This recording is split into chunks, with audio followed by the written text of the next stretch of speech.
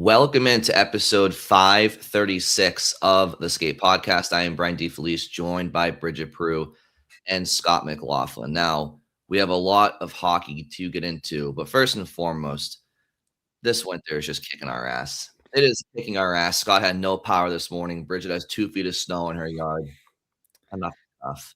Yeah, I was worried I wasn't gonna be able to record, and I was like kicking myself. I'm like, man, like maybe we should have gone out of our way to try to record yesterday, but like I wasn't really considering the possibility of losing power, and then I woke up at 6 and had no power. And I was like, oh crap! And the wind was crazy. I'm pretty sure that's what knocked it out. But yeah, fortunately, it came back about 2 hours later, and now we're able to record. I think this storm's even worse than the last one somehow. Like the last one was crazy.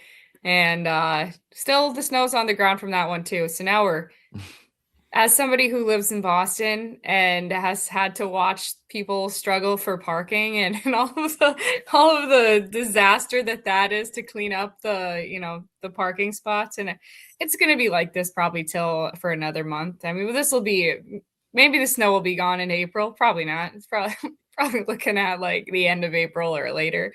It's been such a lovely winter here.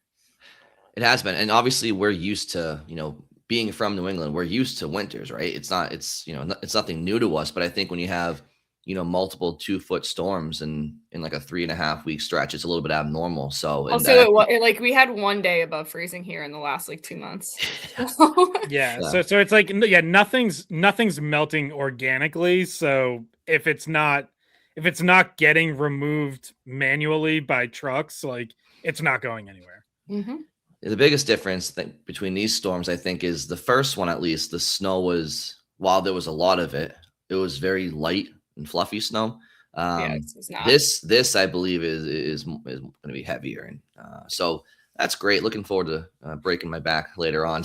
But in any event, others who broke their backs were the U.S. men and women's hockey teams trying to get gold medals in Milano Cortina, and they both did so. It's both programs' third ever Olympic gold medal for the women 1998, 2018, 2026, for the men 1960, 80, and 2026 as well. So it's 2 gold medals for the women in their last 3 Olympic games, and for the men, it's their first Olympic gold medal with NHL player participation. And so it's a clean sweep for USA Hockey. And what's funny is both teams did so, defeating Canada 2-1 in overtime. For the women, of course, it was Megan Keller on Thursday and then Jack Hughes on Sunday for the men's game. So that's my opening shift. Obviously, some great hockey over in Italy, and we'll break it all down in this episode.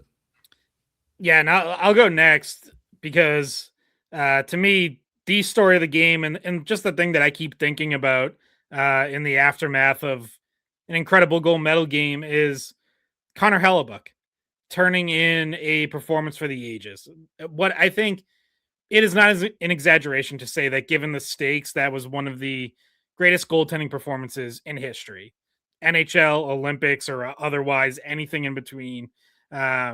Stopping 41 of 42 shots against that Canadian team. I saw, so some sites did have like the analytics on this game, and the expected goals were like 6 for Canada to 2.5 for the United States. Like, and that reflects what we watch too, right? Like Canada outshoots them 19-8 in that second period, has an extended 5-on-3 at one point, numerous golden opportunities in the third period. Hellebuyck with an unbelievable paddle save on Devon Taves, point blank with a seemingly open net.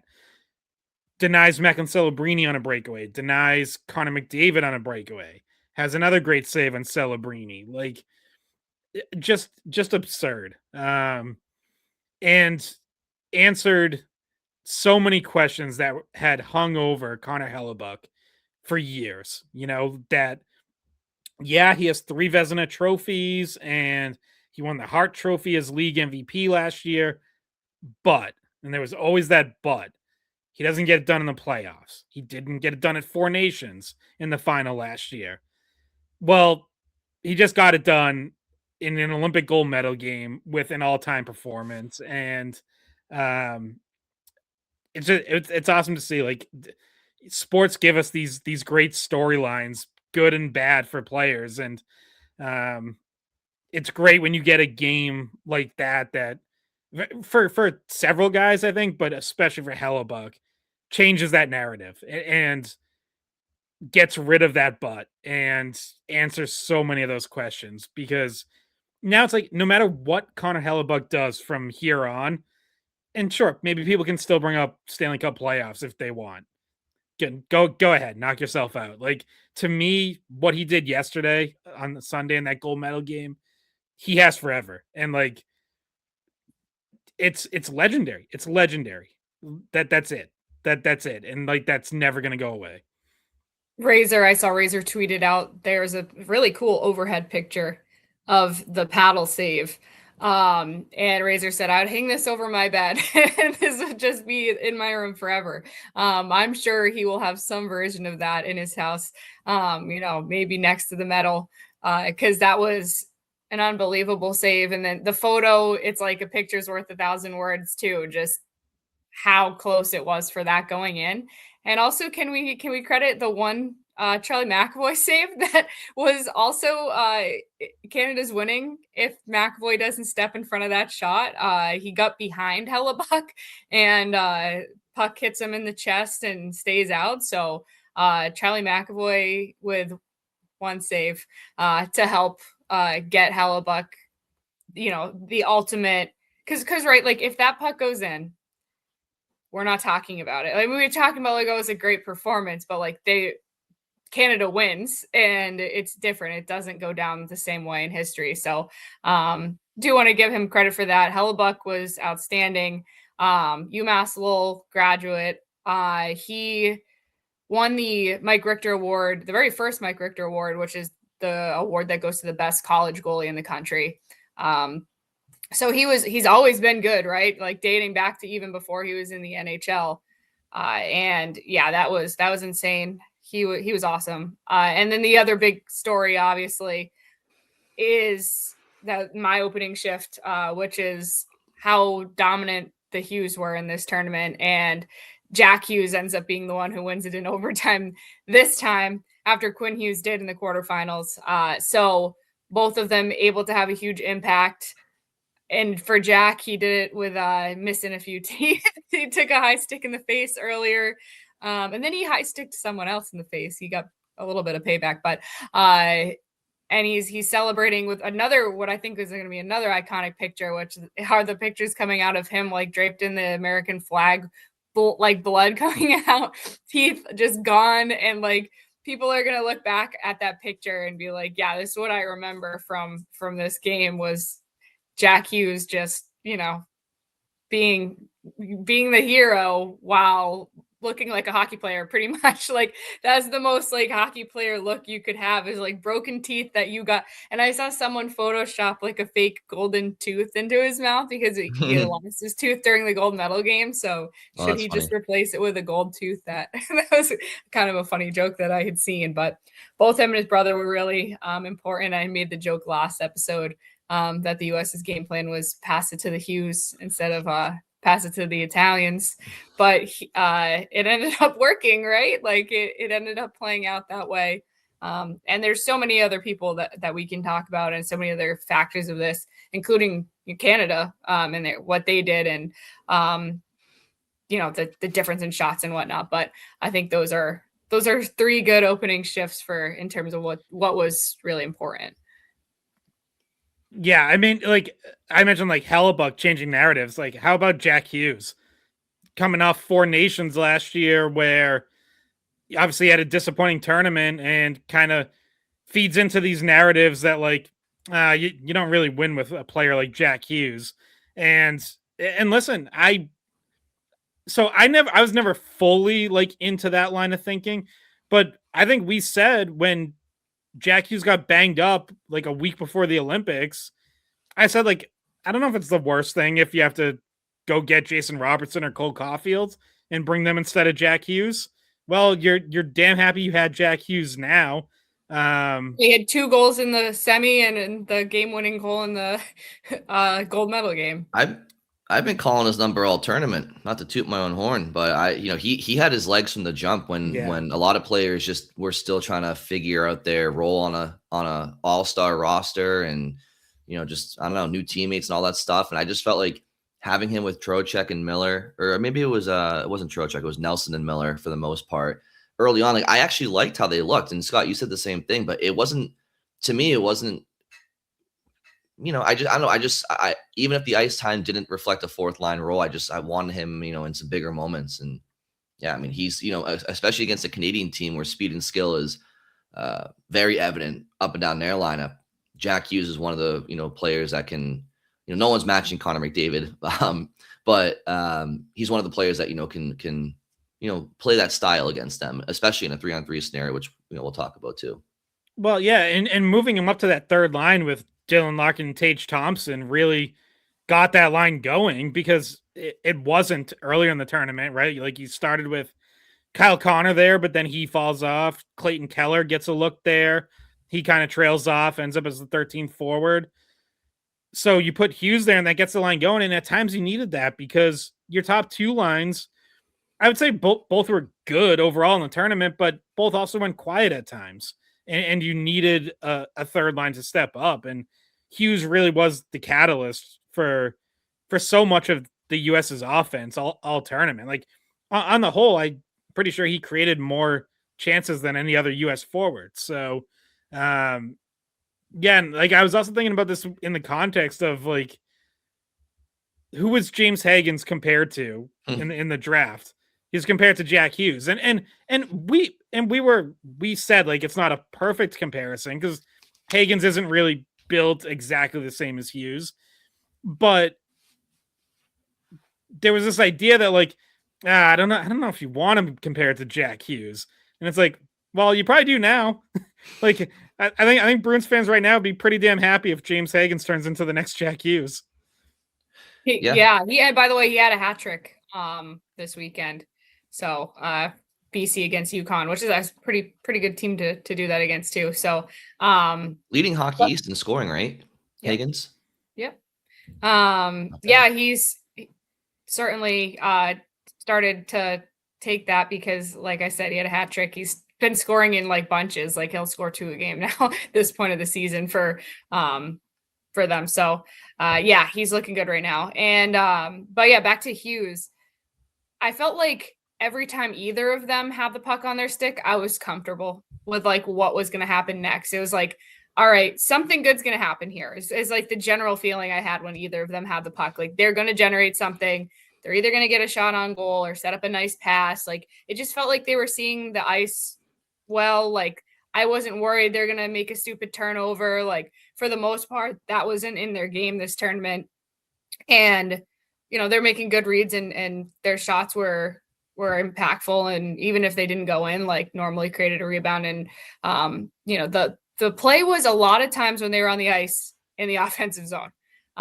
So that was good. And I think one thing that was really terrifying for the US fans as we sat through, like, let's not forget how uncomfortable most of that game was to watch. Like it was like, we were talking about it after, like, oh, like it's all awesome. But like we sat through so many minutes of, first of all, they were up 1-0 for a very long time.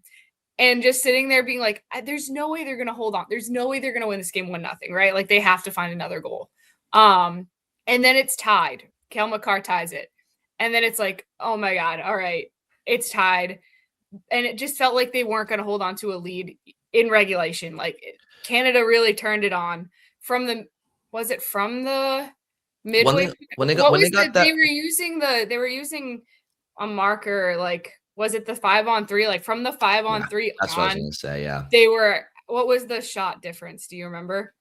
It was an insane. Well, it was 8-8. I want to say it was 8-8 after the first period. And then, yeah, once Canada got that near full 2-minute 5-on-3, which you thought once the US killed it somehow, some way, because you felt like Canada was going to score at least 1, if not 2, right? But the fact that the U.S. killed it off, you thought it would be a huge momentum build for the Americans. And it just didn't happen that way. But Bridget, to your point, yeah, it was 8-8 shots on goal after one, I believe. And then from that moment on, Canada just kind of took over the rest of the way. I think it was like 19-7 in the second or something like that. Well, yeah. And I think like towards the end of regulation, I think they said it was from that 5-on-3 on. It was like 26-9 Canada or something like that. Yeah. So the total shots at the end of the game was 42-28. So Hellebuyck had made 41 saves. But it wasn't just that. It was like shift after shift. The US was in their D zone, hemmed in. Every time the McDavid line was on the ice, it was like, how are they going to survive this shift? Because it was always in the offensive zone. We had talked about on the last podcast, can you match them with someone that keeps them out of that end of the ice? Well, they were in their offensive zone for, I don't even know. It felt like 80% of the time that they were out there. I don't even know if there's a way to look that up, but it just felt like that. And somehow they were able to stave that off. I think once again, I thought Jacob Slavin had an awesome game defensively. McAvoy made a few big defensive plays. There were some, just little deflections on passes that were really important. And also, they just hit the side of the net, right? Like McKinnon hit the side of the net. And there were times where it was like teed up perfectly for them to score, and they were missing just a little bit wide, and they just weren't getting their perfect shot off, even though they had a great opportunity to do it. So there was a little bit of all of that. Yeah, I mean, I think the tail of the tape heading into this game is how it played out, right? I mean, you'll have some fans disagree, sure, because at the end of the day, it's all subjective. But I think most people would have said heading in, and I heard this a lot from Canadian fans too. Like the U.S. on paper had the better goaltending and defense core, and Canada had the best forward core, pretty much by far. And I think that's what you saw play out. And I think as you watch that game, you might be viewing it and say, well, hold on a second. Canada's D are playing on their toes more than the US's D right now. So I thought the US had the better D core. But the thing is, the Americans were defending the whole time that, it allowed the Canadians D to be activated. So, if the roles were reversed, if you had Quinn Hughes and McAvoy and, Faber and Slavin and Werenski and, Hannafin, if they are on a Canadian team, you bet your ass you'd be seeing Quinn Hughes skating circles. But the problem is, and Bridget, to your point, the Canadians were on their toes and they forced the Americans' top players to defend for much of that game. And that includes Quinn Hughes, who, relatively speaking, I felt the same way you did. I was comfortable when he was out there, but he wasn't really he was defending more than he was playing, generating offense. And I think that's how good Canada's forward core is. But credit to the Americans, like they were well structured in their team defense and goaltending with a little bit of luck, right? Like Nathan McKinnon having an open net and missing, right? The Hellebuyck save, which is great. But you saw their goaltending and team defense come to the forefront there because everybody knew that they weren't going to, outskill Canada's forwards. It's no one in the world can. Their penalty kill was perfect in the tournament too. They didn't allow a single power play goal the whole tournament, and they stopped Canada. We mentioned the 5-on-3, but there was other opportunities. Canada's power play going into the tournament was 44%. Like that's an unheard of number for a power play. So the fact that they were, just to add to that as like another example of their defense being better, like team defense being better, being able to penalty kill against that power play. Yeah, but I don't want to gloss over. Like Canada got a lot of great scoring chances. They did. Like, it comes back to Connor Hellebuyck again. Just like, we can say like, yeah, U.S. stayed structured defensively, and like they did for the most part, but like Canada got more than enough opportunities to win that game and kept running into Connor Hellebuyck, just playing the game of his life. And, like I thought going in that it would be a fairly evenly played game in terms of possession and chances and territory, because that's what Four Nations was last year. And I thought both teams had gotten better since last year. I didn't think either one was like dramatically better than the other. But like as it turned out, it's like, yeah, Canada just dominated territorially and in terms of chances, really from the second period on. First period was pretty even. Yep. But yeah, I thought it's one thing. I knew you were gonna have to hang on for dear life to a certain extent against that Celebrini, McDavid, McKinnon line. I thought the US would win more shifts against other lines, and like honestly, they really didn't. Like it on the whole, the US did not play a great game. They got an unreal goaltending performance and like just did enough and got just enough plays otherwise, whether that was the McAvoy save or some big clears down the ice on that 5-on-3 penalty kill, which like I gotta say, shout out to JT Miller and Vincent Trocheck. Mhm. Two guys who all along I said I don't think you need both of them. I think you take one of them, and then I would have had an extra skill guy, whether that was Robertson or Caulfield. I gotta eat crow on this. Like I don't know that you survive that 5-on-3 if you don't have both of them, because they both came up huge on that kill.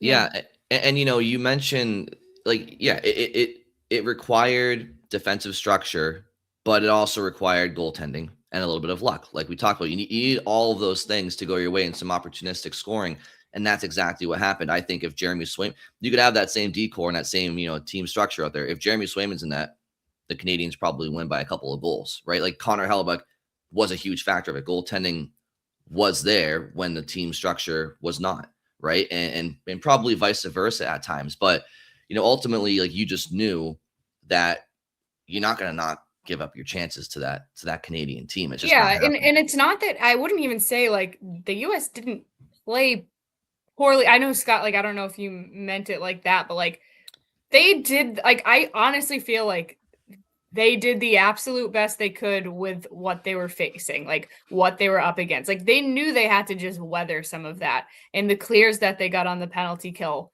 were really important. And the face-off wins that they got, like Trocheck was a monster with some of the face-off wins that he won. And that was another one of his key roles that he was there for.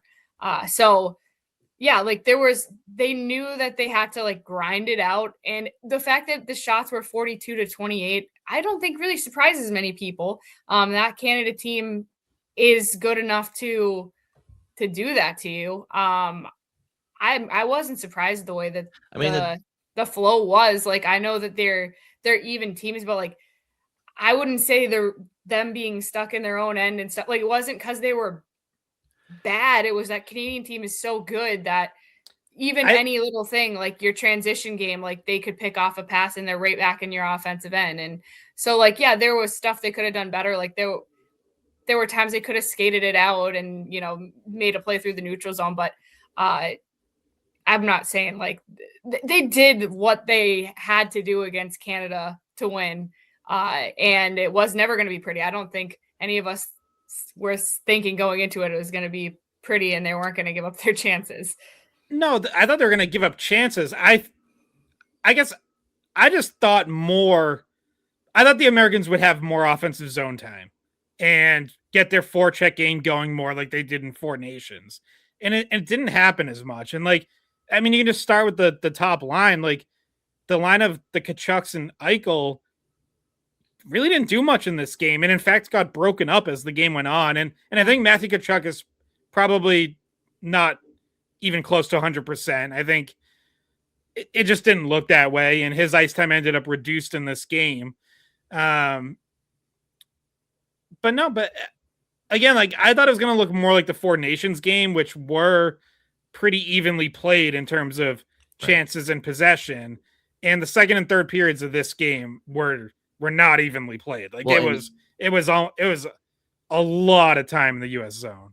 Yeah, that's what I was going to mention is like the Four Nations was the example of a more evenly played game, but then you add Charlie McAvoy and Quinn Hughes to a lineup that you didn't have in the gold medal game, or whatever you want to call it, for the Four Nations championship game. So I heading into the Olympics, you would think that it would be a little bit more even, but at the end of the day, like I also think that one example to kind of illustrate, Scott, your point of I just expected more of the U.S. offensively is okay, you're on your heels for a lot of the second half of the game, right?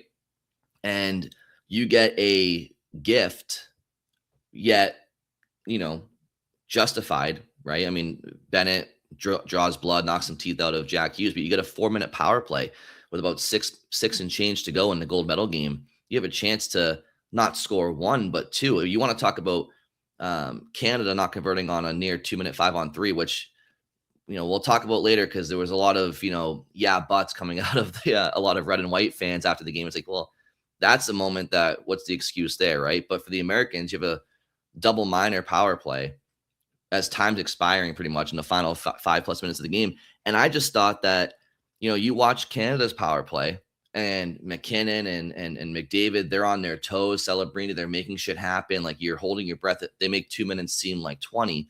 And then, there's a ton of all-world skill on the U.S. power play with Hughes and Matthews, Eichel, Thompson. And it just felt like they were standing up straight. It felt like they weren't very they weren't very hungry on that power play. It felt like they were settling and they were very passive. And I'm like, guys, you got a chance to win a gold medal here if you can put one, if not two in on a double minor. And they just kind of wasted a solid minute and a half. And the second unit comes out, puck hops over Jack Hughes' stick on the boards, and in desperation he ends up high sticking Bo Horvat in a funny moment of a juxtaposition.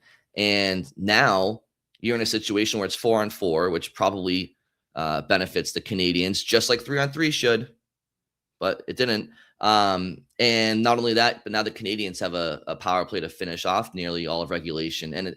And that's, to me, and you say you hang on for dear life there, but I watched that power play and I'm like, you know what? You've been outplayed severely for the second half of this game. You finally get a chance to maybe steal a gold medal game with a power play goal or two. And if you don't convert here and Canada goes on to win, you have no one to blame but yourselves, and there's no excuses. You flat out lost. And obviously we know how the story would end, but in regulation, I just found that as a totally missed opportunity by the Americans.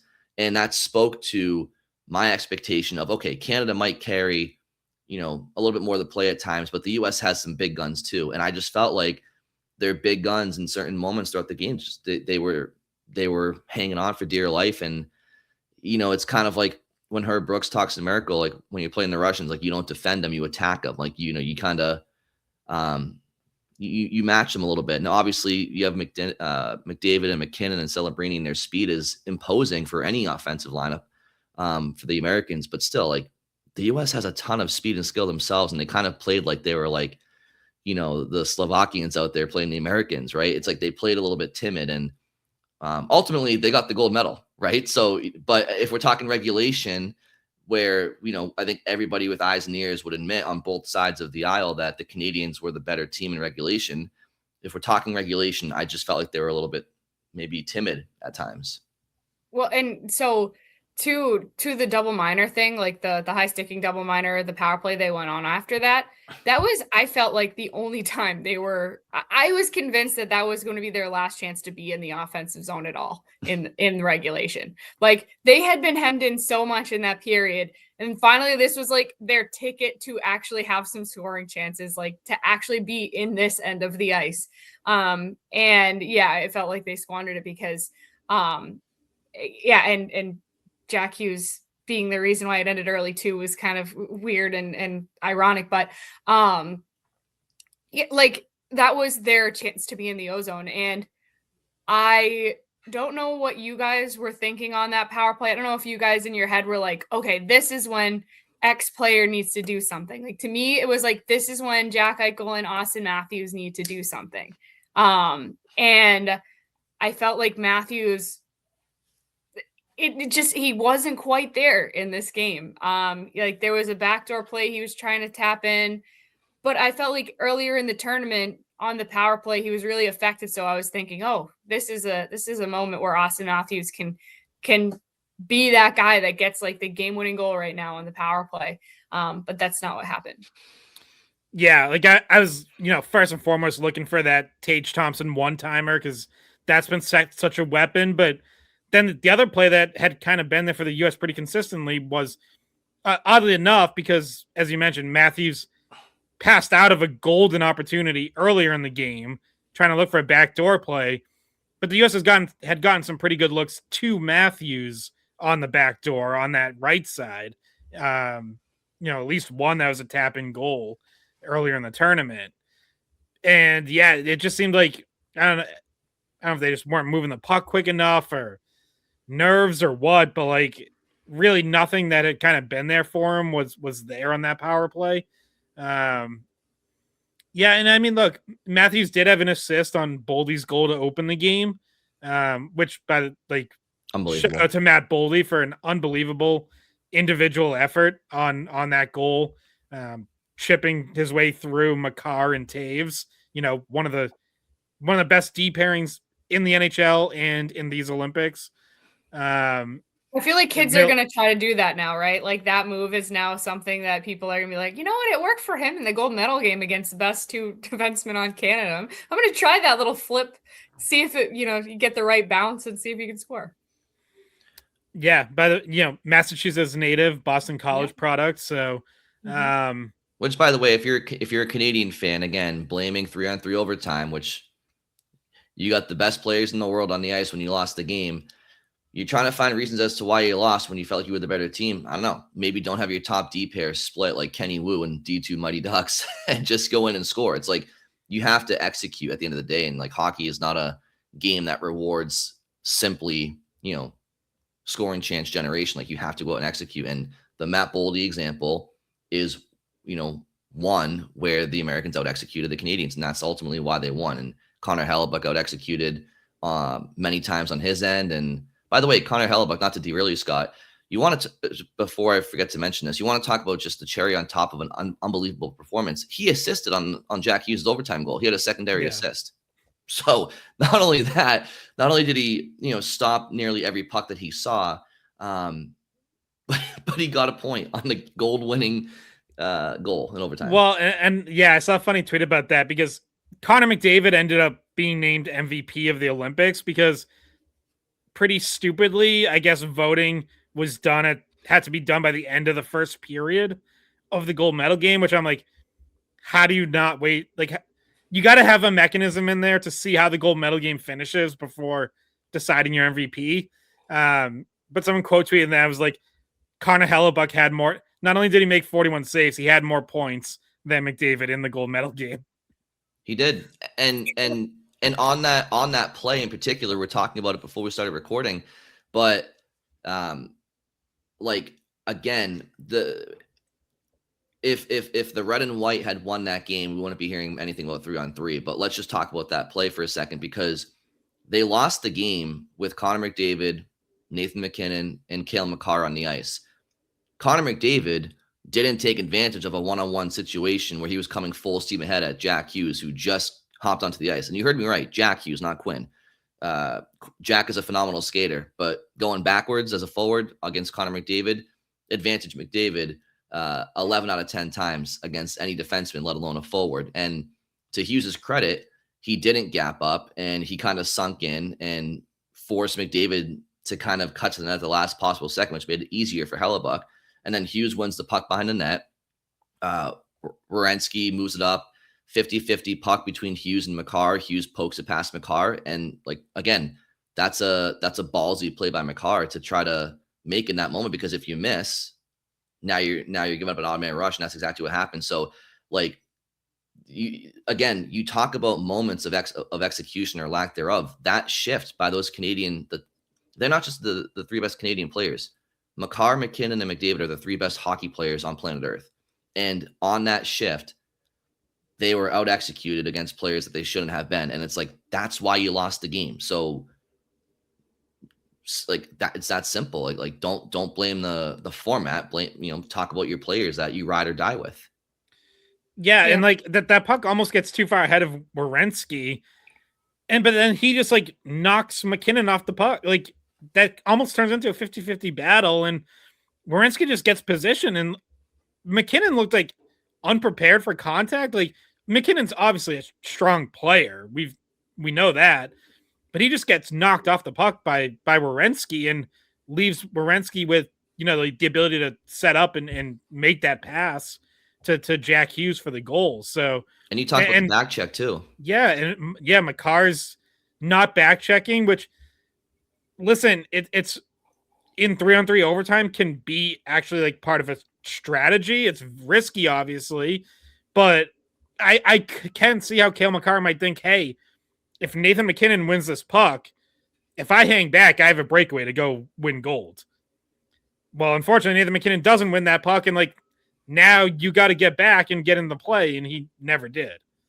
Yeah, and Jack Hughes, I don't know if you saw the interview he did after the game about scoring the goal. About like he said it was with Jackie Redmond, who I think did a fantastic job with her interviews after the game, and like no generic questions, and like really got good answers out of guys that sometimes are hard to get good answers out of, and got a good answer out of. And then by the way, as an aside, the stupid Olympics pulled all her videos down from Twitter because they're posted on like her personal account and not like official broadcast partner accounts. It's just like, get a clue, guys. Like, she's the report anyway. Yeah, that would have fucking pissed me off. Sorry. That would have pissed me off real bad. Ooh, it could be a first on this podcast by you. Yeah, I don't normally, but no, I just was empathizing with her in the moment for a second there. But anyway, gets a good answer on Jack Hughes about, you know, who's the first person you thought about when you scored, and he kind of like takes a step back and he's like, well, I didn't even know it went in at first. He's like, I just saw my teammates react to it, and then I realized it was in the back of the net, and then I tried to figure out how to get my gloves and my helmet off as quick as I could, but like basically he couldn't see from his point of view exactly like if it went in or not, but obviously the reaction from everyone. He chucked that helmet. That thing might not have landed yet. No, he did. He really did. But so what he said was, the first person I thought of was Megan Keller, because she had just done it for the women, and he was thinking about how quickly can I get this helmet and these gloves off, and how he had talked to her in the cafeteria 2 days before after they had won, and gone over and you know, told her how awesome it was, and you know how proud he was of her and everything. And they both share this moment together in the same Olympics of being the hero, being the overtime game-winning person who will go down in history for those like individual plays at the end of the game. And I thought that was a great answer by him.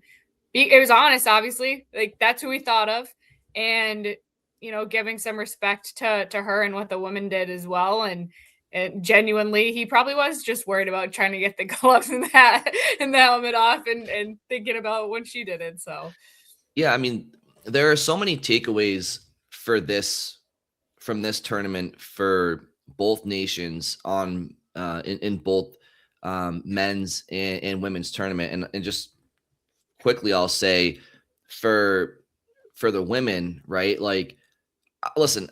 I know today is a very frustrating day for Hockey Canada fans. You know, you feel when in regarding to the men's tournament, you know, you feel like you lost a game that, you know, you should have won. We all know there's no, you know, coulda, shoulda, wouldas in hockey. Like the teams outplay opponents all the time and lose, and teams going to play it all the time and win. Like that's the sport. It's about execution, but the frustration is there. Like every fan base goes through something where they feel like they deserve better, but it's just not the way that it works. But Hockey Canada for the men, you're not going anywhere. We all know that. You're not going anywhere. You have Macklin Celebrini is going to be one of the, he already is, but like he's going to be the face of the NHL like for the next like 15 years, like among them. And, you know, Matthew Schaefer. Exactly. There you go. I mean, if you for Hockey Canada, it's so cool to have a tournament where you have Sidney Crosby, you know, the face of the NHL for the last two plus decades, and Connor McDavid, the face of the NHL currently for the last decade, and then Macklin. You see that torch being passed in real time, and they're all overlapping in one moment in time. It's so cool, and they're not going anywhere. And they obviously played a fantastic game, and you know, shit happens sometimes, right? For the Canadian women's team, like talk about having nothing to hold your head low about. I mean, you enter that game having lost 7 or 8 head-to-head meetings against the American women's team that was heavily favored, and you force them to the brink of elimination, up 1 goal with, a minute or so, maybe 2 minutes remaining in regulation. And it takes a Hillary Knight deflection to get the American women back in the game, to even give Megan Keller that chance for the golden goal in overtime. But, a very inspiring run for the Canadian women's team. For the American women's team, we talked about it a few episodes ago, but like, you've won 2 Olympic gold medals in the last 3 games. The continuation of and the growth of women's hockey is going to be impacted tenfold because of what we saw on Thursday. And then for the men's team, for the American men's team, you talk about the impact. Obviously, they won gold in 1960. I'm sure 1960 motivated many in 1980, including the head coach of the 1980 Olympic hockey team, and Herb Brooks, who was famously a last cut from the 60 team. But you talk about the 80 team inspiring a nation and a generation of hockey players, that kind of gets you to 1996. And, when the U.S. won the World Cup of Hockey, and how 1996 inspired a generation that we're currently seeing on the ice, right? And now, we'll see the impact of what Sunday's gold medal win for USA Hockey does for a country whose hockey has, improved leaps and bounds in the last, 15, 20 years with the U.S. national program. So I just feel like, even in victory and defeat, there's still, a lot to look forward to for all these programs. And, results they come and they go, but like the lasting impacts, I feel like, from these games are, I think they're going to be very positive. Yeah. Yeah. And I think like every, anytime a team loses, it raises questions about roster construction, and anytime a team wins, it vindicates it, right? And like you saw that here, where again, like all the questions about this US roster, taking guys like Trocheck and Miller and having, call them penalty kill specialists or defensive face-off specialists, and like obviously, like, yes, all those guys can score too, we know that, but talking about like their role on this team, well, now suddenly that's totally vindicated when you win. If they had lost and come up a goal short, you could flip that and be like, well, maybe they should have taken Robertson or Caulfield, because boy, really could have used, an extra goal somewhere. And it's just like such fine margins. And it's like, we do all this, and obviously you have to react to winning and losing. And it's like, the reality is it's called a game of inches. That's a cliche for a reason, because even just in overtime, just on that play, like, it so easily could have swung, right? If Jack Hughes doesn't have a perfect poke check there, and maybe that rides up Cale Makar's stick and hits Cale Makar in the chest and drops right at his feet for a 2-on-0. Like, it's just incredible to think about, like, how easily it can go one way or the other. But yeah, when you win, everything's totally vindicated. I haven't seen this online, but are people mad at Canada's roster construction? Were there like questions on Well, what's that after the fact? I mean, obviously Don Sweeney was involved in that, so I didn't know if there was any criticism there. What's interesting, Bridget, is I was thinking that myself too over the last 24 hours. And, I haven't seen a ton of it. I think the big one is the big omission is somebody who wasn't playing in Sidney Crosby, who's on the team. But like, I think obviously big names people talk about are Connor Bedard, which maybe I saw something about that we can get to in a second too. But Connor Bedard, Matthew Schaefer, like, do Connor Bedard and Matthew Schaefer make a difference in that game? I don't even know if Bedard's on the ice in that situation, because again, it's tough to look at the overtime situation and say Canada, he had the 3 best players in the world. I thought Tom Wilson was talked about a lot heading in. I thought he played fantastic for Canada in his role. I think Braden Point obviously was injured, didn't play in the games. Anthony Sorelli didn't play in the games. He was named to the original roster. But again, like we talked about, when Canada outshoots the Americans in that game, like 42-23, whatever it was, it's like, it's tough to be like, well, the roster wasn't good enough. No, the roster was like, I don't know. I mean, I don't know. I just think your top players, like McKinnon had an open net, he missed. Like, it's stuff like that. It's like, okay, is that because Connor Bedard or Matthew Schaefer weren't there? I don't know. I think it's like, Bedard and Schaefer are the 2 big ones. Like, I saw quite a few people who were like, they really could have used Matthew Schaefer's mobility on the back end and, ability to handle the puck and make plays where Canada didn't get a ton of that outside of Cale Makar and maybe Thomas Harley, who I think had a pretty good tournament. But you know, Mark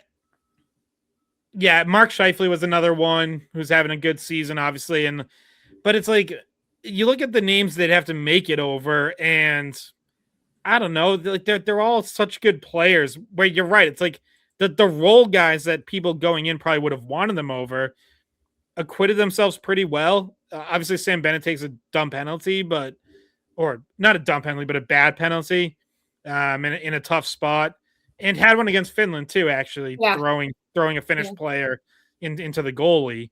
I wonder if maybe the bigger questions for Canada are did you take too many guys who are banged up? Because Brad Marchand certainly did not look anywhere close 200% and had, just returned from injury in that final game before the break against the Bruins. And it's like, did you force him on just because it's Brad Marchand and you really value his veteran competitiveness? Or did you actually still think he was one of your 14 best forwards to bring? But I don't know what happened with Sam Reinhart. He became a complete non-factor. Yeah. After playing a big role at Four Nations. And we know that's a really good player. Is he banged up? Was he dealing with something? So I feel like the questions for Canada are more around did you bring guys who were 75% when you might have had other options who were 95%? I mean, a couple of players that come to my mind as well that I also feel like probably undoubtedly should have been on the roster, but I also think they just kind of didn't perform like that great. Obviously Mitch Marner had the huge moment against Czechia. Outside of that overtime winner, I didn't think he was, I don't know, a massive difference maker when it mattered most. I thought Brandon Hagel was, he mixes things up, but I wasn't scared. As an American fan, I wasn't scared if Brandon Hagel was on the ice out there. I thought Mark Stone was I thought he, probably had more to bring as far as impact goes. And again, all these players, it's funny because you kind of have to recalibrate your expectations in these moments, because all of these guys are top players on their respective teams in the NHL. They're all top power play guys, PK guys. When the game's on the line, they're out there. They're all captains. But because of that, they all kind of cancel each other out in these moments. Both teams have a roster full of NHL captains and top stars. So it is a bit unfair because not everybody is going to score, at a high clip, because it's just not realistic. So I don't want to come down too hard on some of these guys, but I just feel like there's certain guys on the Canadian roster that should have been on that roster. I just don't think they really. It was let's be honest, it was kind of a top-heavy performance by Team Canada. Celebrini, McDavid, McKinnon, Makar, the guys you expect, but beyond them, I mean, it was kind of a little bit here, a little bit there, just like every other team in the tournament. And yeah, so I mean, and they almost blew it in the quarterfinals and in the semifinals. That was a team that didn't look like they were, looking past opponents, or, didn't think they needed to all, be there for them to make the gold medal game. I think probably the disappointment too from Canadian fans is what happened during those games. You almost lost to the Czech Republic. You almost lost to Finland. Those games you should have been just blowing through. And maybe that gave the U.S. some confidence, some little extra bit of confidence. This is a team that's not invincible. We were talking about it on our podcast last week. I think it was even the title of our episode. Is this Canada team beatable? They showed that they were in those other two games. And I think obviously the disappointment comes when you lose the gold medal. But imagine if either of those results were different. They don't make it past Czech Republic. There's no making excuses for a team that doesn't make it past that, past the quarterfinal in a year that you think they're the best roster ever constructed. Yeah, and I would also look at the roster and say, I think the Schaefer one's legit, Scott, right? Because and you mentioned him earlier, and that's why I call you up right now. But it's you look at their decor, and again, I just felt like the majority of their decor was hiding behind the best forward core, on paper in the world, and the best defenseman in the world in Cale Makar. Because when you go beyond that, it's like, yeah, Thomas Harley, I like him a lot. Devon Taves, I like him a lot. Drew Doughty at his age, Colton Parayko, like Travis Sanheim, like they're all good players, of course, but it's like, I thought they were underwhelming beyond Cale Makar and their forward group, and I thought that they kind of hid behind the forwards' speed and creativity and talent. Like I said, that gold medal game yesterday. You're seeing Travis Sanheim, move the puck well, and Colton Parayko at times, but then you have guys like McAvoy and Quinn Hughes and guys like they're just kind of getting the puck out of the way. It's because of the forward core that they were playing behind. It gave them the ability and the time and space to play on their toes as well. So I just felt like, I don't think that game in particular illustrated the transitional skill difference between the Americans' D-core and the Canadians' D-core 1 through 7. Yeah, and I know that they lost Josh Morrissey in the first game of the tournament, which like that hurts because he's probably playing top 4 minutes for them, and he is a puck mover. So good point. Like that might have solved some of that. On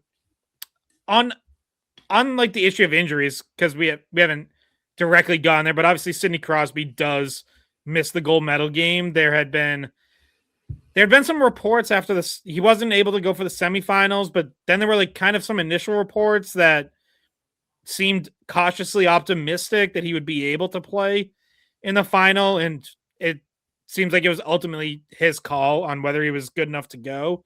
And he just said he wasn't. And John Cooper, Canada's coach, said, we weren't going to dress him just to be a cheerleader. Like, even though you can dress 13 forwards. So, like, in theory, if you really wanted to, you could have him on the bench and still roll 12 forwards. But they didn't want to do that. And I was, so I looked and they did use all 13 forwards. Like, they all got, I'm going to say, like, over 7 minutes of ice time, so, like, at least somewhat normal shifts. They didn't have anyone who like played 2 minutes. But just what did you guys make of all that? And does it, because I'm sure some people in Canada are going to say, well, if we had Sidney Crosby, does it detract anything at all for you guys? What do you mean detract? Like, does it like, is that kind of like an asterisk on this? Like the win, but they didn't have Crosby? Yeah. Like, no. I don't like asterisks. I think they're excuse making. I hate excuse making. Like, don't get me wrong. Like, there's been plenty of games in the past where a team I'm cheering for, I'm like, well, we were without this guy or that guy, and nobody's really acknowledging that, and it's pissing me off. It's like, oh, you beat us, but we had no McAvoy or pass, and it annoys you, right? So I get it, but at the same time, that's the sport, and it sucks that Crosby was injured against Czechia and couldn't go, right? He's one of the best players of all time, one of the most decorated. And as a hockey fan, setting aside your allegiance to one team or the other, you want to see him in those moments. And when you enter the tournament and, you say to be the best, you have to beat the best. Sidney Crosby being on the ice across from the Americans was in my mind, especially with the history he has in gold medal games against the Americans, not to remind us all of 2010. So I was disappointed that he wasn't going to be playing for a lot of reasons. But, at the same time, hockey's a tough sport. Guys get hurt. There's probably Americans that are playing hurt right now. And it just is what it is. But I was surprised that he wasn't on the roster when I woke up early on Sunday morning. I thought that he would be available somehow, some way. I just didn't think that there'd be a way he'd miss this game. So it leads me to believe that either it's more serious than we all hoped, or he's just the most selfless and humble captain in the world and just didn't think that himself at 70% or 60% was better than somebody else at 100, which I kind of find hard to believe, because I think even Sid at 70 or 60 I'd like him as a 13th forward, no doubt about it, with his ability to make something happen on one given play. So it's an interesting story, but I'm not going to sit here and say, well, if he was playing, the Canadians 100% would have won. Like, that's not fair to honestly either team out there, because you have 20 plus guys on Canada who are giving it their all, and the same on the American side. So, again, coulda, shoulda, woulda, butterfly effect it's a stupid game to play with hockey. Yeah, and I feel bad for him. Like, obviously this is his last Olympics. I don't believe we'll see him 4 years from now, just with where he is in his career and his age. But so obviously this has been a really important part of his career and something he takes a lot of pride in. So from a personal perspective, I'm sure it was just a really, really rough you know, last week, I guess, ever since the injury happened. And Canada's undoubtedly better with him, but I don't think you can say that it puts them, changes the result, because we just don't really know. And like you said, like, if he was only 70%, maybe he can't back check, or maybe he can't, like, you know what I mean? Like, he was worried about that. And it could have easily, if he was injured and not 100%, gone the other way. And he was probably worried about that. But I also do think that his injury is worse than what they've been letting on this whole time. Like, I don't know. When I watched it, I was like, this man is going to need ACL surgery. It looked like what I did to my ACL. So I'm happy that it's not a full tear or whatever, because otherwise there would have been no chance for him playing. But I do think it's worse than what they're letting on. And if he was anywhere near close, I think he probably would have said, I'm going. So I think we haven't heard the full story about that yet. And that's probably, I mean, we'll see how much time he misses for Pittsburgh. I'm pretty doubtful he comes and plays right away. So yeah, I was gonna say, like, now that's the next part of the story is like who's coming back hurt, and how does that affect things near and short and long term. Like, short term, it might affect what certain teams decide to do before the trade deadline, which is like now McAvoy last year. less than 2 weeks away. And then longer term, like, does any of this stuff linger into the playoffs? And like, you think about it, like, go across the board, like, yeah, Crosby, Penguins are in a playoff spot. It's not going to flip them to sellers if, like, he's out a couple weeks, but it might affect the playoff race.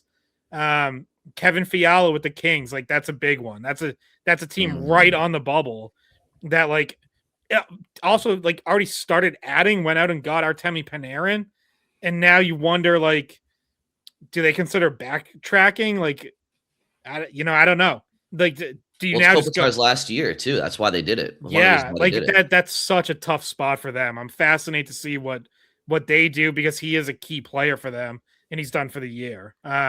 Mikko Rantanen got hurt, missed the bronze medal game for Finland, and, like, now, where is he going back to Dallas? How does that affect things? I mentioned multiple Panthers who looked banged up. Certainly Matthew Tkachuk and Brad Marchand, and maybe Sam Reinhart. And it's like, there's been these whispers, like, Elliot Friedman's kind of been on this, of, like, the Panthers might just shut those guys down after the Olympics, and, like, basically, without saying it, just embrace a tank and sell. And again, that pick from the Seth Jones trade is top 10 protected. Like, that's going to be fascinating to watch, because that's still, like, even when the Bruins are down in Florida, it's like, that was still a team you looked at behind them where you're like, man, I really hope that team doesn't get going. And now all of a sudden it's, like, gone the other way, where it's like, oh, there's actually a reality where they just, like, fold up shop in these next 2 weeks and, like, call it a year and regroup for next season. Which, honestly, having just won 2 straight Stanley Cups and gone to 3 finals, if that were Boston, I don't think there's a world where they would, in the middle of a cup era, even with injuries, embrace that. Like, that to me is, like, I would have respect for that, because they see, you know what, our horses are banged up right now. They need some R&R, and if we can grab a top 10 pick while we're still in the cup window, it's like, that to me, I'd tip my cap to that. I wanted to, there were 2 stories I wanted to get to before we sign out. One is, and I don't like fanning the fire of rumors, but because we're a podcast, it's something to talk about. There's this hockey Twitter account called Hockey Insider, multiple R's, that has like 35,000 followers or something like that. So maybe they've done something right over the years to kind of get a bit of a following. But they put out this tweet saying, breaking story, Sidney Crosby lobbied strongly, according to sources close to Jim Nill and Brad Treliving, toward Hockey Canada not selecting Connor Bedard. Bedard declining Team Canada invitation for the 25 World Championships. Apparently didn't sit well at all with Crosby, who played at the tournament and developed a friendship with Celebrini, a 19-year-old declining the invite, while 37-year-old Crosby ended up costing Bedard a spot in the Olympics, according to sources. Again, I'm not saying that this is true at all. It came across my timeline, kind of was viral. Thought I'd bring it up to you guys and see if, if you've seen it, what your thoughts on that could be. If you haven't seen it, if you think it's just, BS. I saw it, and then I also saw real reporters with actual names on their accounts push back against this, citing their own sources, saying that they actually asked Canadian management about this. Well, they wouldn't admit that, though. No, that they wouldn't, but this would seem so out of character for Sidney Crosby to me. Like, we have never heard that he's injected himself into player personnel decisions. And I'm sure there's been times over the years in Pittsburgh that he's wanted to. But now at the Olympics, he's gonna get involved in that. It just doesn't line up with anything else I know about Sidney Crosby. Now, could there be something to some general frustration across Canadian management and players that Bedard didn't go to the World Championships? Yeah, I think there could be something to that. I think there's a little something to that on the American side, where guys who went got a leg up over guys who didn't. Lane Hudson opted out of going last year. I don't know if he makes the team even if he went. He certainly did not help himself by declining the invitation. So I think that's a real thing with some of these national team managements, where, especially as kind of a last international competition before the Olympics, it's pretty clear that World Championship was valued by the US, by Canada, probably across the board. So the guys who declined to go, I think it is fair to say they probably hurt themselves, but I don't think it rose to the level of Sidney Crosby pounding on Jim Nill's door to keep Connor Bedard off the team. No, I mean, it doesn't sound like he would lobby against someone. You know what I mean? The wording of it, I don't think he's gonna say oh, we shouldn't bring this one kid. I don't know. I'm I sure wouldn't think he would. I think maybe, yeah, like Scott said, maybe the frustration was universal almost from people that were just annoyed by it. But right, where it's kind of like, Connor, are you sure you don't want to go? You're really sure you don't want to go? Yeah, I mean, I don't think Sid's playing GM for Hockey Canada. I do think he's a legend of the game, and I think they value his opinion probably in what's probably obviously his last Olympic game. So I wouldn't be surprised if there was just general conversation regarding his input for just maybe just food for thought. I'm not saying he was making those choices, but I think there's a ton of respect for him. I wouldn't be surprised if people are asking his input on things, even outside of Bedard, just in general. Yeah, I also think of the players that got left off Canada's roster, Bedard wasn't the biggest, that to me didn't really move the needle much and Schaefer, I understood more. But Bedard, not I don't think it's a big deal that he didn't make it. It'd be one thing if they snubbed somebody more impactful, and then they're oh, Sid didn't want him. That would be more of a story. Yeah. This is not really. Well, and Connor's having a great year for Chicago. He's had some relatively quiet production for his hype heading into the NHL, and I think this year he's kind of really started to find his stride. And so I think maybe that's his omission became a bigger story, I think, when the rosters were announced, right? Because he did end up having a great year so far. But guys, the last thing I wanted to talk about on my end was what is just such an incredible moment. And you talk about sports sometimes just elevating to a far higher place, and that was the post-game celebration for Team USA with honoring Johnny Gaudreau and bringing his children out on the ice along with his jersey for team pictures, and you saw his family in attendance, and just you watch it, and it's not a dry eye. You're getting chills, and it's just like when you think about like how like precious life is. Like John, like we're watching a sport on a Sunday morning, and it's like an individual who very well may have been on that roster, like isn't with us anymore, and it's just such like a. But that moment was, really, really special. Like seeing Zach Werenski like holding his daughter, and I think it was Matthew Tkachuk holding his son. But what did you guys make of that? And just like this win, it's obviously 46 years to the day of the Miracle on Ice win against the Russians. Obviously, they won the gold a few days later against Finland, but it's 46 years since 1980. And then of course, Johnny Gaudreau's passing has had a huge impact on the hockey world and USA Hockey in particular. And like you can't help but feel like he was looking down, smiling. Yeah, it was awesome to see, and it's been awesome to watch the way USA Hockey and these players in particular have kept his family a part of this. Going back to Four Nations, where it was the same deal. They had his jersey hanging in the locker room. His family was around. World Championships, they brought his jersey there. And then now for the Olympics, it's his jersey's there, and then they also make a point to get his family over there. His parents were there, his wife Meredith, and the kids, as people saw. And obviously, like so many of these guys played with Johnny Gaudreau at different points, whether it was internationally. I know like Austin Matthews came up with him, and you saw Matthews carrying part of that group that carried his jersey around.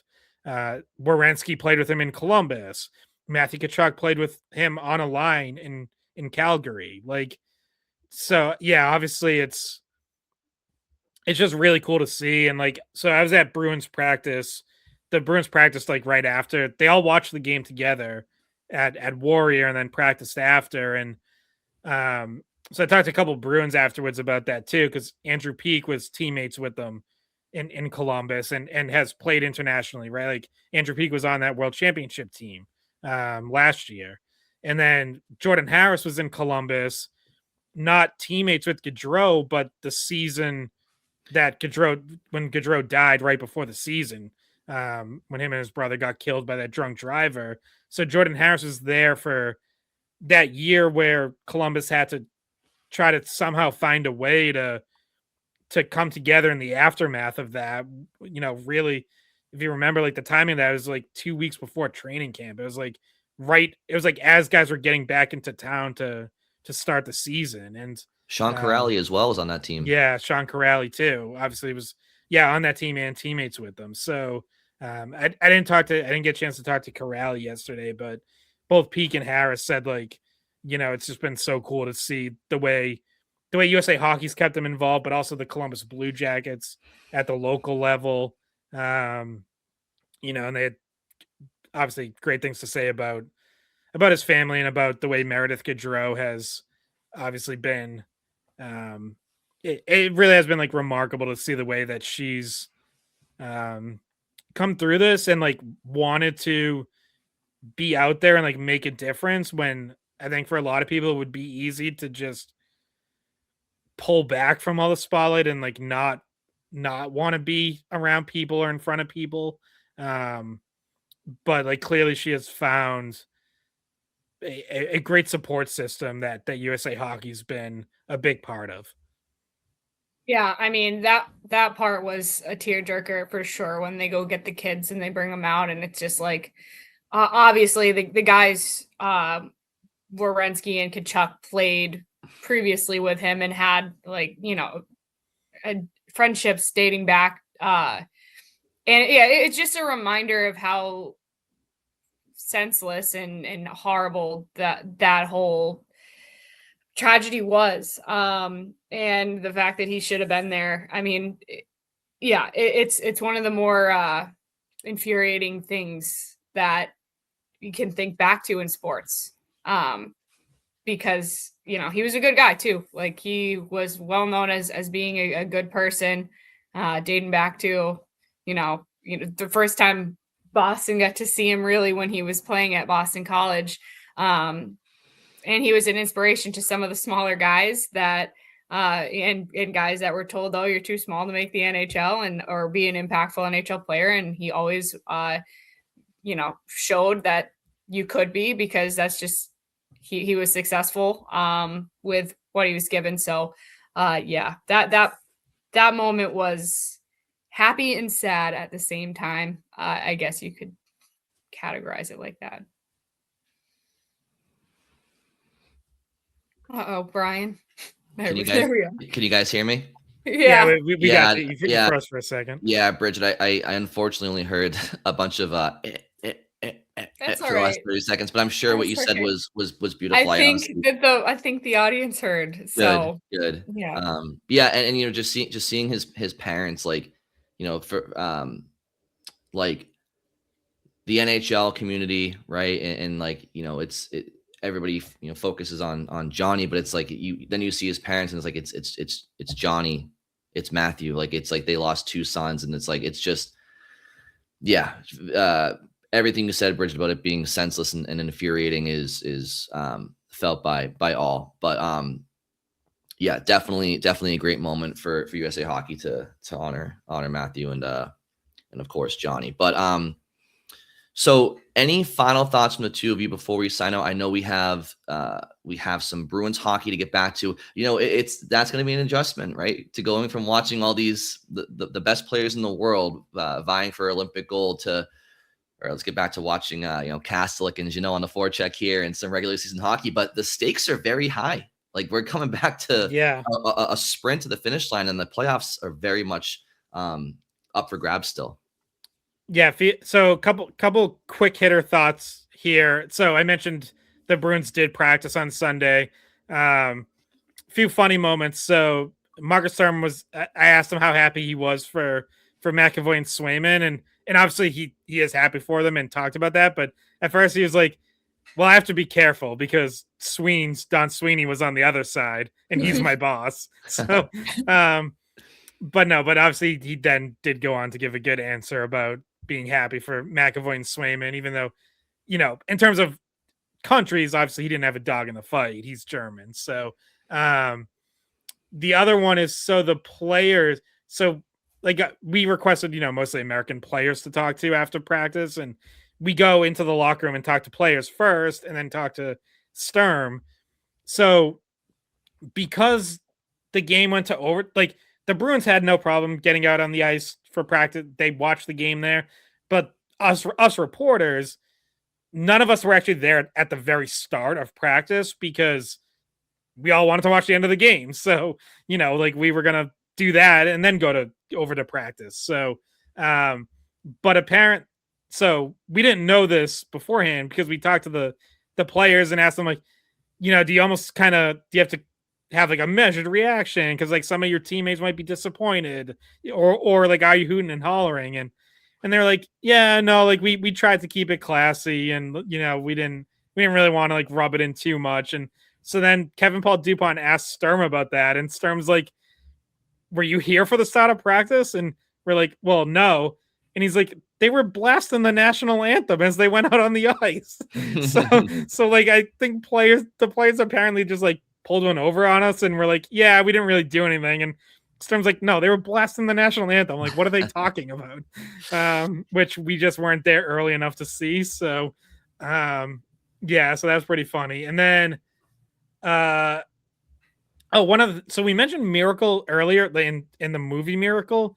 It is amazing to hear like how much of an impact that movie has had on like this whole generation of American hockey, where like every player cites that as like, yeah, that's one of the things that inspired me as a kid. And it's like, obviously none of them have memories of 1980. None of them were alive for it, but they all have the movie that made an impact and was inspirational to them, which I just like, I don't know if that happens if it's only just like a really good documentary about 1980 or a book about 1980. It's like, I think it needed to be like that Hollywood movie. So it is fascinating that has been such like a big part of now probably multiple generations of American hockey.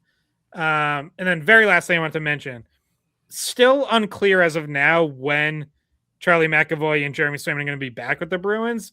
And this seems to be a question across like everyone who has American players. Because some of the league gets back going Wednesday. The Bruins are probably fortunate that they can wait till Thursday. And like Korpisalo should be back at practice well before then. So even if they don't get back till like, even if they're not back on the ice till say Thursday morning skate, the Bruins could just start Korpisalo, and you probably don't have to think twice about just throwing Charlie McAvoy right into a game. Like, I don't know that Charlie McAvoy needs a practice on Wednesday to get up to speed for NHL actions. Like, he just played the Olympics. I don't think he's going to go too cold between Sunday and Thursday. So, but that's something to monitor. Is like all those guys are trying to get back. Obviously, there's a blizzard in the Northeast, so that complicates it. I think originally they were planning to fly to New York, but then they flew to Miami instead from Italy. So kind of complicated travel for a couple days. Can I say one thing that just came to my mind as well when you're talking about Miracle Scott? There's a player in the NHL right now that had a very, indirect impact, I think, on the Americans winning this Olympic Games, and he was not rostered, and that's Patrick Kane. I think, you see the way that Jack Hughes, who, won the gold for the Americans, you see the way he plays, heavily inspired by Patrick Kane. Clayton Keller, who didn't get a ton of ice time, but the way he plays, very similar to Patrick Kane. Austin Matthews, like Patrick Kane, secondary to probably to maybe the movie Miracle, was a huge inspiration for all these kids who are now NHL stars. But when Patrick Kane was doing his thing in the late 2000s, early 2010s, these guys were all 8, 9, 10, 11 years old, and so Patrick Kane, I'm sure whether he knows it or not, I'm sure he does, but wasn't on the Americans roster, but I think his impact was felt in these games too, similar to how Sidney Crosby impacts a generation of Canadians and Connor McDavid. But Patrick Kane was, he was kind of a unicorn. You look back at like the 2010 American team who won silver, the 2014 American team who lost in the semis to the Canadians and ended up, losing to the bronze medal game, I think, to Finland. But like Patrick Kane was one of one on those American teams. Like those American teams were good. Like they had some guys that had won at the NHL level. They were good players, but Patrick Kane's skill was like one of one on those Olympic teams. Like nobody else, stick handled like him, had the vision, the skating like he did. He stood out very much so on those teams that were more blue collar. But now you look at the American roster and the speed and skill is up and down, right? Maybe outside of like Vinny Trocheck, like in Miller, like you look at those guys, it's like, okay, they're more blue collar, but like compared to the rest of the roster. But now it's like the speed and skill. So I think that's another influence on what we saw unfold this week too. Yeah. They mentioned him specifically. Like they brought him up by name in post game comments. And it's one of the, unfortunately, one of the big regrets of the NHL missing 2 Olympic cycles, because you think back, it's like everyone always do those, like, what would the roster be if the NHL was there? And like for years it was, man, look, you could have Austin Matthews centering a line with Patrick Kane on the wing. And unfortunately, you just never got that overlap where you could have had, late prime Patrick Kane with young entering his prime Austin Matthews. But